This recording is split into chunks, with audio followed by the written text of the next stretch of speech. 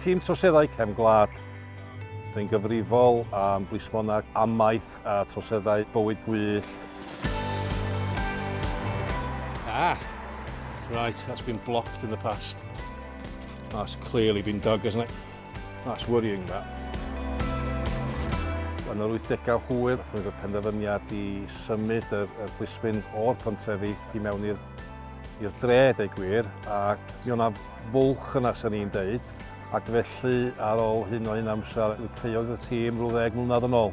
Yn y dechrau, 3 heddwas yn unig, ond mae wedi ehangu erbyn y wan a mae yna 8 o'n ni'n gweithio wan trwy Gogledd Cymru. Am bod ni'n dîm bychan a bod Gogledd Cymru mor eang, mae cyfathrebu fel gymuned yn holl bwysig. Fel bod ni'n gwybod pwy da ni a bod yna elfen o dryst yn yr gymuned yna. Felly, da ni'n gwneud gwaith gyda Tir Dewi a DPJ, rhywbeth ffermwyr ifanc ac yn y blaen, fel bod bobl gweld efo pwy maen nhw'n debygol o ddelio. Wow!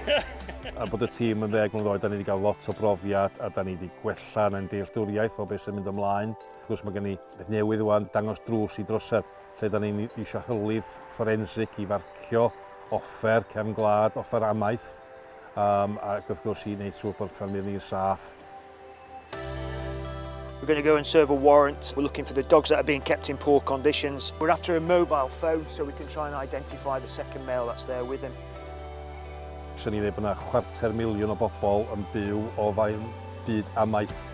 Mae'n bwysig bod y gymuned yna yn medru galw ar tîm sydd yn arbenigol yn y math yna o waith a sy'n medru rhoi yr ymateb gorau iddyn nhw.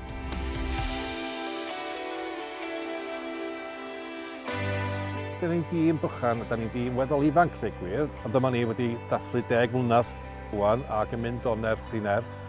Gobeithio welai'r 10 nesaf gan i weld, ond mi eisiau'n braf ysaf.